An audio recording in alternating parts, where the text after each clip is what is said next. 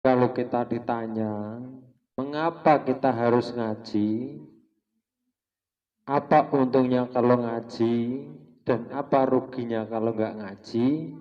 Ya ini jawabannya kita bahas sore hari ini. Kalau kita ditanya, mengapa kok kita ini harus ngaji? Yang pertama, secara singkat jawabannya adalah karena kita memang diperintahkan oleh Allah dan Rasul-Nya, kita diwajibkan oleh Allah dan Rasul-Nya untuk mengaji ilmu agama khususnya. Allah Subhanahu wa taala telah berfirman, A'udzubillahi minasyaitonirrajim. Bismillahirrahmanirrahim. Tsumma ja'alnaka 'ala syari'atin minal amri fattabi'ha wa la tattabi' ahwa'al ladzina la ya'lamun. Quran surat Al-Jasih ayat 18. Kemudian kami jadikan kamu di atas suatu peraturan dalam urusan agama. Maka ikutilah peraturan-peraturan itu dan janganlah kamu mengikuti hawa nafsu dari orang-orang yang tidak mengetahui. Jadi dari ayat ini kita diperintahkan dalam urusan agama ini sudah diatur tata caranya dan kita diperintahkan untuk bisa mengikutinya. Nah, untuk bisa mengikuti peraturan-peraturan dari urusan agama, tentu kita terlebih dahulu harus tahu. Setelah tahu baru kita bisa mengikuti. Lah agar kita bisa tahu, sudah barang tentu pertama-tamanya kita harus ngaji terlebih dahulu. Nah ini, jadi dari ayat ini secara nggak langsung kita diperintahkan untuk belajar ilmu agama agar kita bisa mengerjakan peraturan-peraturan yang ada di dalam agama itu. Kemudian Rasulullah SAW juga pernah bersabda dalam satu hadis yang cukup dikenal. Qala Rasulullah SAW, thalabul ilmi faridatun ala kulli muslimin wa muslimatin. Mencari ilmu itu sangat difardukan bagi orang Islam, baik laki-laki maupun perempuan. Ini jelas dari lafadznya pun sudah jelas bahwa kita memang diwajibkan untuk mengaji, baik kita laki-laki maupun perempuan. Tujuannya ya diantaranya agar kita bisa mengerjakan perintah-perintah agama dengan benar. Nah, ini mengapa kita kok diwajibkan mengaji? Jadi jawabnya karena kita memang diperintahkan untuk mengaji. Kemudian kalau ditanya lagi apa untungnya kalau kita ngaji? Kadang-kadang orang tidak mau ngaji ini karena nggak ngerti untungnya itu apa. Untungnya ngaji diantaranya ini disebutkan dalam sebuah hadis Rasulullah SAW bersabda, hudurul majlisi alim afdalu min salati alfi rakaatin.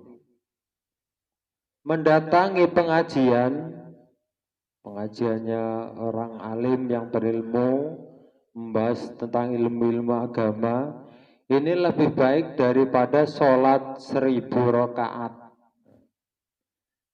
Kita sholat 1000 rakaat, tapi nggak pernah ngaji, yang belum tentu benar salahnya sholat kita, itu masih lebih baik kita ngaji, berangkat ngaji. Itu sudah lebih baik daripada sholat 1000 rakaat. Dalam hadis lain dijelaskan lebih baik daripada sholat sunat 1000 rakaat.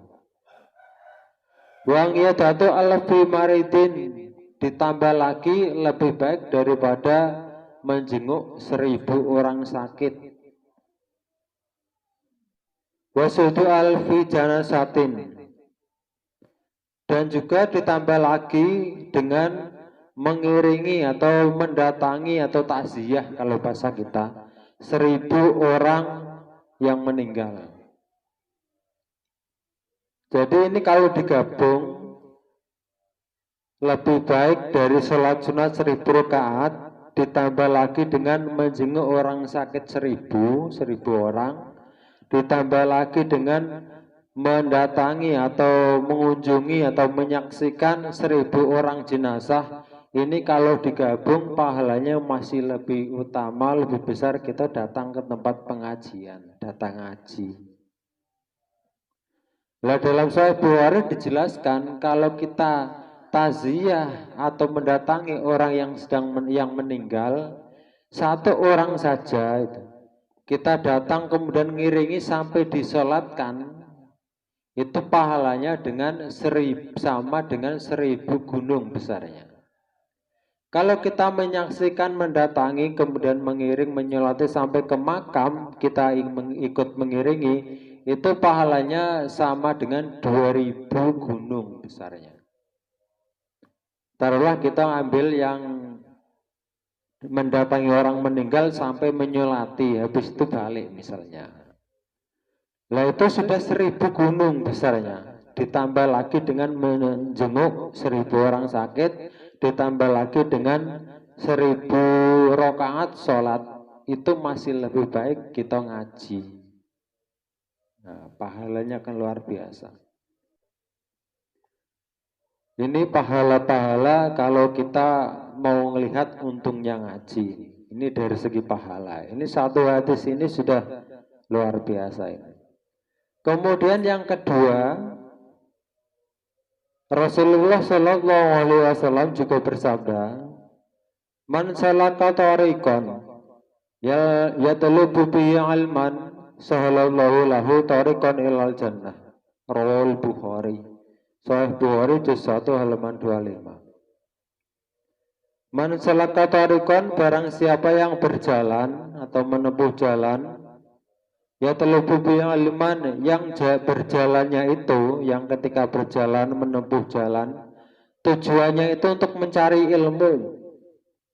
Sahalallahu lahu, maka Allah mempermudahkan bagi orang itu tariqan ilal jannah, jalan menuju ke surga. Jadi wong ngaji ku digampangke mlebu surga.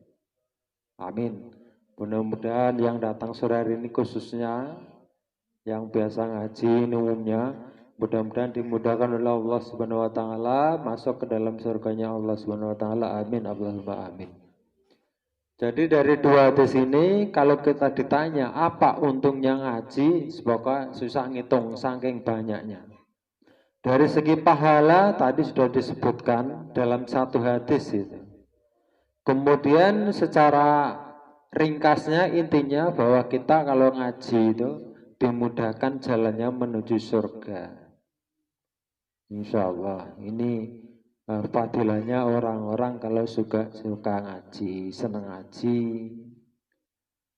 Kemudian kalau ngajinya itu tidak hanya sekedar ngaji, tidak hanya sekedar datang, tapi juga mempelajari ilmu-ilmu seperti ilmu tauhid atau ilmu fikih yang sering digunakan dalam kesehariannya, itu juga akan memperbaiki atau bisa disebut menjadi benar ibadahnya tatkala kita sudah ngaji terlebih dahulu. Kemudian yang ketiga, kalau ditanya apa ruginya kalau kita nggak ngaji. Dalam sebuah hadis disebutkan, innal ilma yanfa'uka mahu qalil amali wa kasiruhu. Sesungguhnya ilmu itu akan bermanfaat, sesungguhnya amal itu akan bermanfaat walaupun sedikit amal, apalagi banyak. Sesungguhnya ilmu itu akan membuat amal bermanfaat, walaupun amalnya itu sedikit, apalagi banyak. Wa inal jahila la yanfa'uka ma'ahu qalilul amali wala kasiruhu. Rawahul Hakim. Kemudian kebodohan itu tidak akan membuat manfaat suatu amal yang kita kerjakan walaupun banyak, apalagi amalnya cuma sedikit. Ini dari hadis. Dari kitab Naswaihul Ibad halaman 60. Jadi dari hadis ini dijelaskan bahwa kalau ibadah didasari dengan ketidaktahuan atau kata kasar ngomong itu bodoh, itu tidak akan membuat amal yang kita kerjakan itu akan berguna, tidak akan manfaat. Walaupun amal yang kita kerjakan itu banyak. Tapi kalau kita beribadah didasari dengan ilmu, maka amal ibadahnya itu akan menjadi manfaat, akan berguna, akan bernilai, walaupun amal yang kita kerjakan sedikit, apalagi kalau amal kita banyak.